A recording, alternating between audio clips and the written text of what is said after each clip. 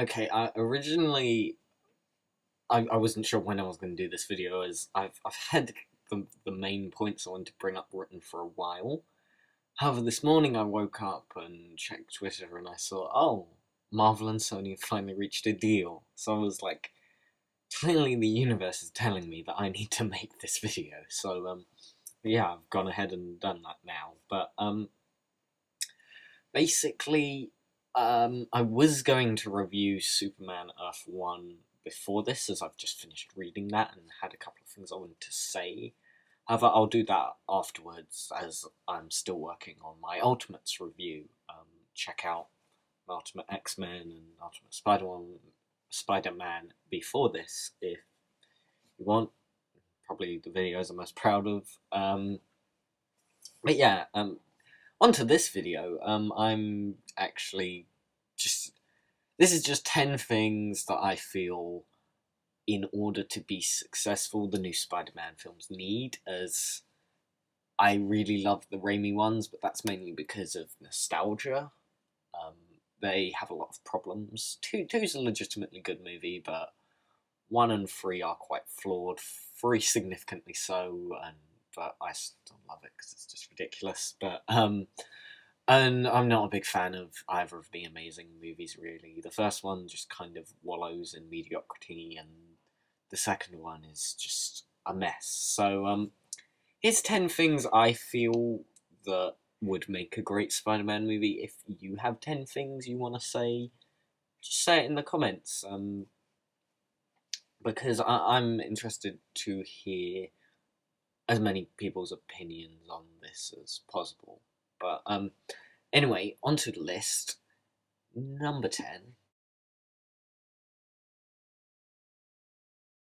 One of the few very, very great things about The Amazing Spider-Man 2 is the costume.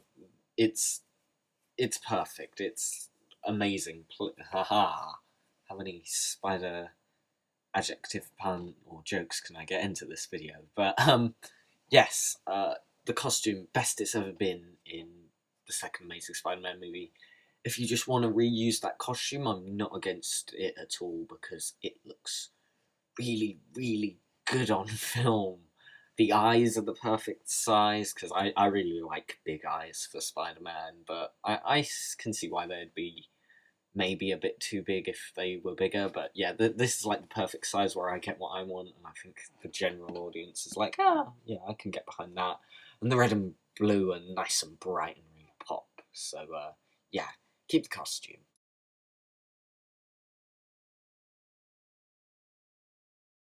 Next is, have his parents in it if you want, but don't make them the main focus.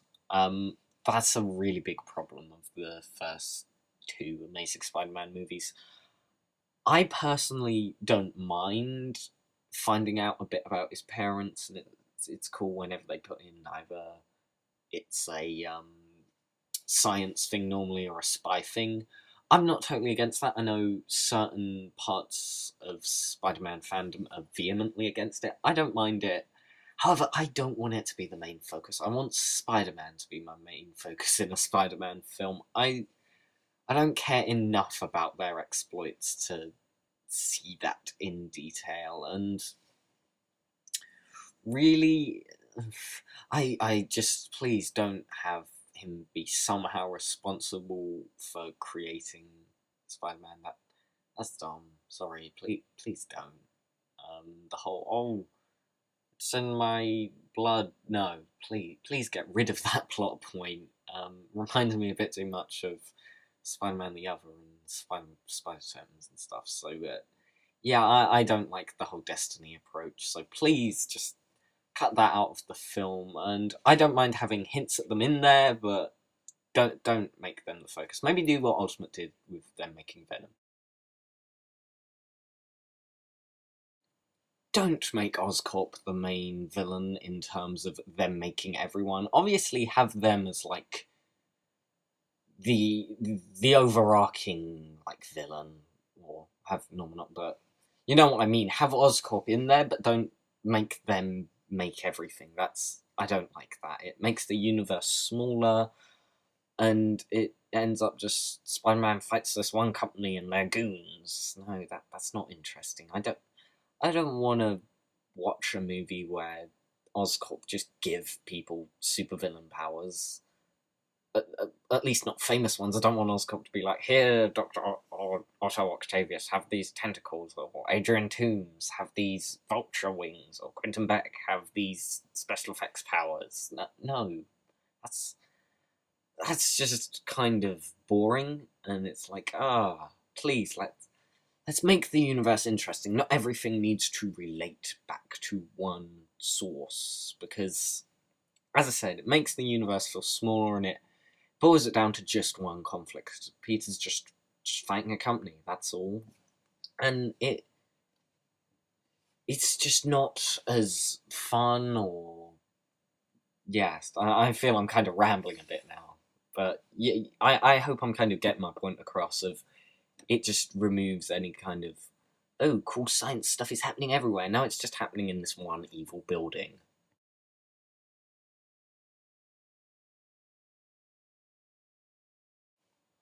Please keep the film short, and by short I mean under 2 hours. The Amazing Spider-Man 2 is long, and in my opinion, it feels long. And I'm not against long movies. I've watched the Watchmen director's cut, and I'm happy to sit through and watch the ultimate cut of that. But in just the theatrically released Spider-Man, no, please, just hour and a half, just over hour and a half, but under 2 hours is a really sweet spot for films, especially superhero films. And obviously have deleted scenes. Don't have 20 minutes of them, and yeah, just try and keep the film short, but obviously detailed.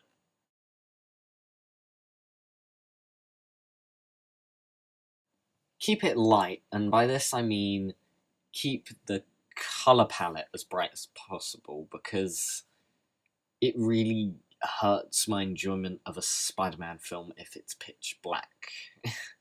Like, Amazing Spider-Man 2 more or less got this right. Amazing Spider-Man 1 got this totally wrong, and the Raimi films, I think, got it right from memory. I haven't seen them in a while, but yeah, please set in the daytime as much as possible. Obviously, you can have some fights at night, because there may be supervillains about at night, but don't just set everything during the night. That's boring. However, I don't mind if it gets tonally dark in some places, because Spider-Man has some dark stuff happen to him. Like, loads of people in his life die, and it's important that we understand the darkness of what it's like. Obviously, don't make it Daredevil, but you know what I mean. It's important we feel, okay, that there are consequences for his actions, but don't make it depressing. Don't make me sit there and go, oh god. Don't make it a Daredevil movie. That's not a fault of a Daredevil movie if it well, of Daredevil, because I want that in Daredevil. I don't want that in Spider-Man. Spider-Man's about consequences, but not, dark, brooding depression. Set it in high school. Um, this this is a good place to start, because also if you're getting a contract with an actor, it may be good to, get in nice and early so you can have him be Spider-Man for as long as possible. But yeah, I would like to see Spider-Man start in high school, because, well, that's where he does start. I'm not against other places, but yeah, it's just a good part of the Spider-Man dynamic, having him in high school. Obviously, update it so it doesn't feel like the 60s. I actually want to say it in the 60s. I wouldn't be against that, but they won't. But yeah, I would advise setting it here. It's a good thematic start, and parallels with his rise to being a hero and all that. But also, if you are saying it in high school, cast high school aged people. Like, Don't cast 20-year-olds. Cast an 18, 19-year-old, a bit younger than that, it'd be a bit too young, but that kind of age for Spider-Man and his supporting casts. And so that way we can see them grow up as the films go on, almost like a Harry Potter, I suppose. But you know what I mean? I don't want to be sat there. It doesn't totally take me out, as it kind of happens in movies, but yeah, it'd be nice to see some high school students that actually look like high school students. Now, if of course you're unsure of how to update it for the modern age, I would advise reading Ultimate Spider-Man Volume 1. And, well, actually, most of it's set in high school, but Volume 1 gives you, like, read that and you'll go, oh, this is how we can update the story originally from the 60s to the present day and have it not feel really dumb and, ooh, look, it's the modern, aren't we, edgy? So yeah, read Ultimate Spider-Man Volume 1.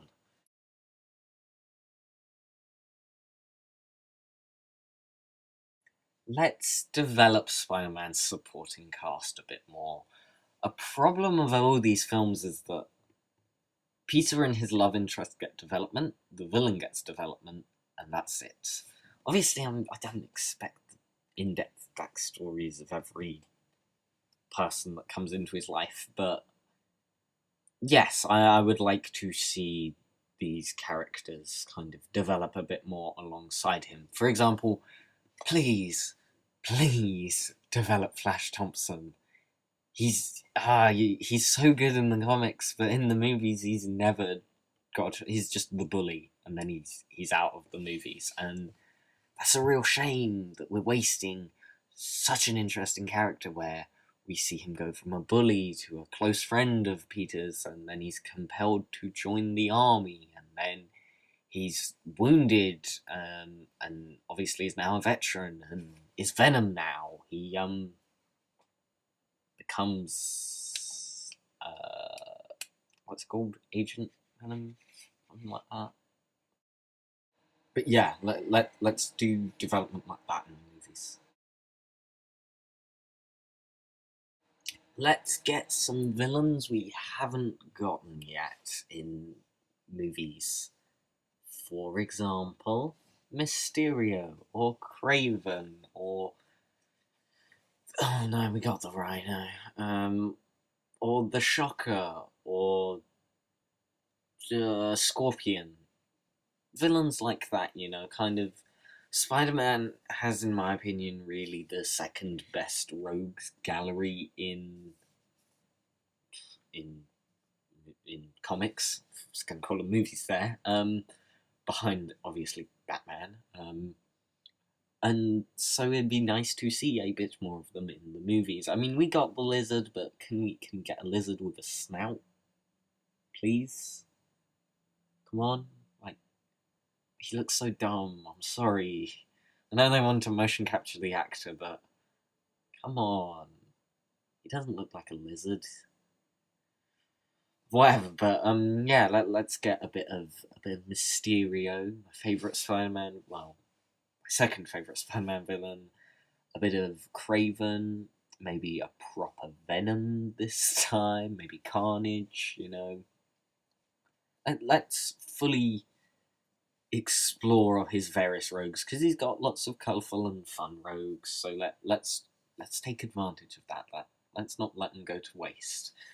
Now the elephant in the room. We've done Green Goblin twice. I would like to see Hobgoblin before we get Green Goblin again, actually. But have Norman Osborn himself be more of a looming threat throughout these movies, I think. Because the original film is just kind of his Willem Dafoe. He's perfect. Obviously not as Green Goblin, but you know what I mean. He chews the scenery absolutely, and is very entertaining. But he's not really, when he's Green Goblin, he's not really scary. And then Norman Osborn just up and dies as soon as he's introduced in the new movies. So yeah, I find Harry's only compelling with the kind of backstory with his father. Now, obviously, let's not kill off Norman Osborn. Let's, do some of that Dark Reign stuff. Let's have the cold, calculating mastermind kind of outwitting Spider-Man at every move. Let's have him be pulling the strings in the background rather than Oscorp itself. Let's have him doing all this weird underhand stuff. So yeah, let's do that. Don't be afraid to use more of his villains, but obviously still do use Green Goblin, just not as Green Goblin. Let's have Spider-Man be a nerd, please. We got this perfect in the Raimi movies and totally wrong in the Amazing movies. Now, I think, in terms of Spider-Man as Spider-Man, Andrew Garfield kills it. However, Peter Parker, which is half the character, Tobey Maguire kills it, and just Andrew Garfield just... It's not his fault. He's too cool, too attractive. I shouldn't be seeing on Twitter like, oh boy, I hope the next Spider-Man is as attractive as Andrew Garfield. No, he's Peter Parker. He's a nerd. He gets bullied. I want to buy that. Make him clever as well, okay? Because the perfect example of this is a Spider-Man 3 where he tells Mary Jane why her voice sounded quiet. That's, considering all the flaws in those two portrayals, that's a perfect scene where he talks about acoustics, and he should make science cool sounding, but he should appear kind of he should be kind of socially awkward and so on. And so people kind of look at him like, what the hell? But yes, let's please get Spider-Man to be a nerd, a clever nerd as well. He doesn't really seem clever in the Amazing movies. There's enough problems with that. But yes, please, can we have a nerdy Peter Parker finally? Obviously, if you want examples of how to write this well, read once again either Ultimate Spider-Man Volume 1, or of course you can read where he was originally introduced. I mean, even then, you can kind of get a good Peter Parker from the Raimi movies. Scenes from the Raimi movies, but yeah, try and find a perfect balance between Maguire and Garfield, because it is in there. Just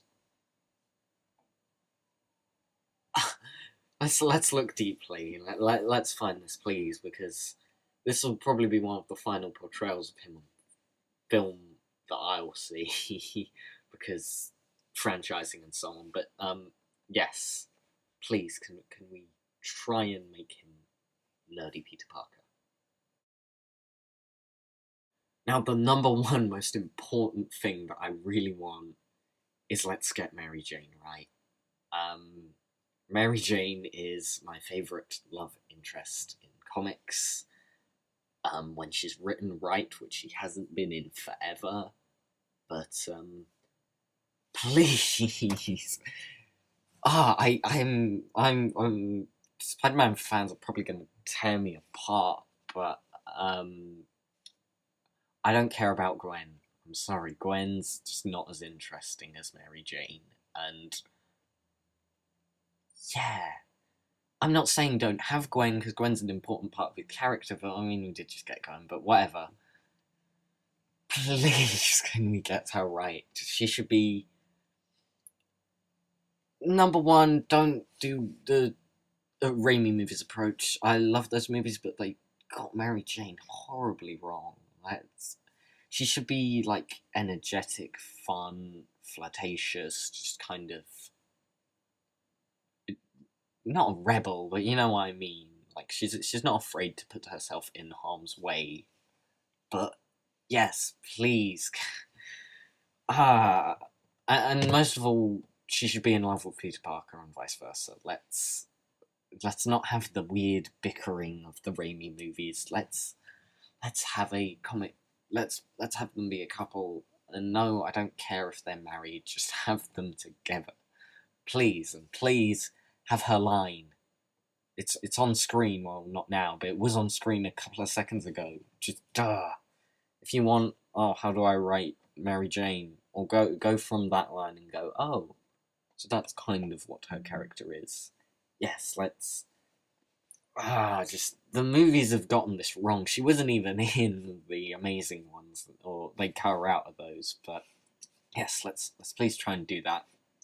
If you want examples of how to write Mary Jane well, read once again either Ultimate Spider-Man Volume 1.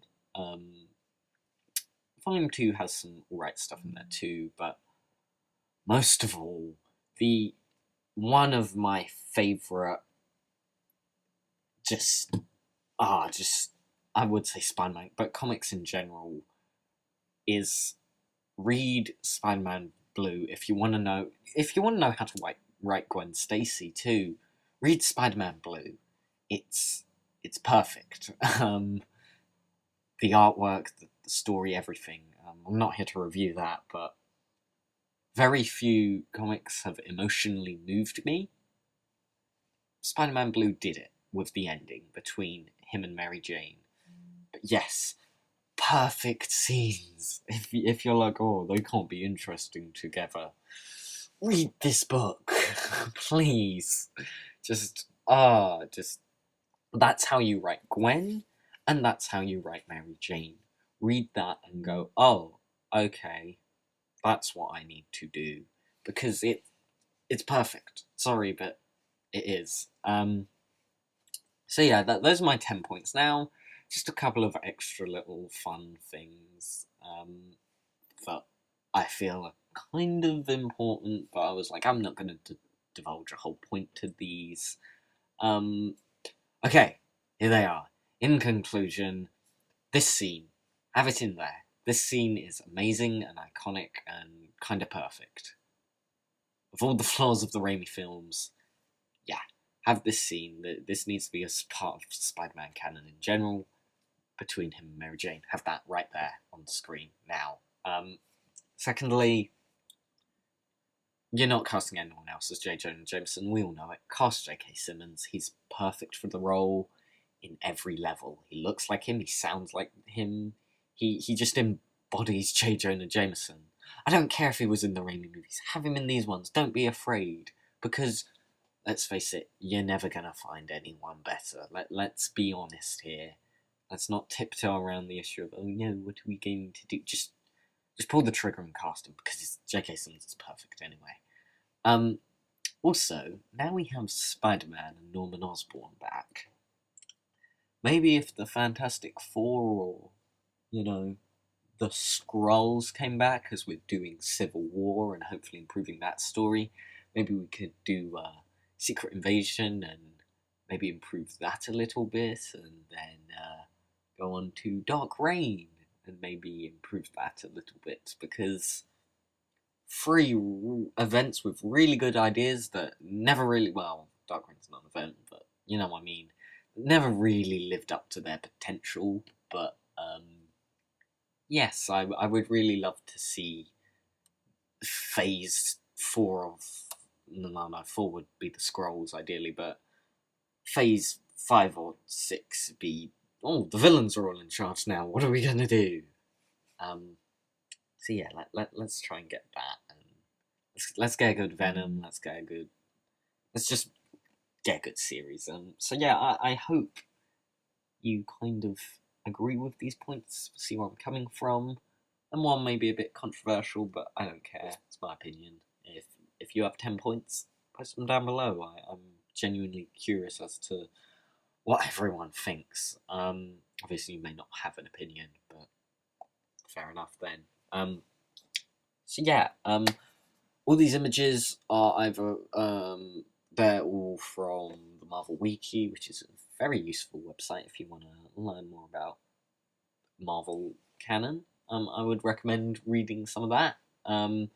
Or the only other image I got was from a YouTube video of the Peter and Mary Jane scene. So yes, I hope you enjoyed this, and stick around for Superman F1 review next, probably.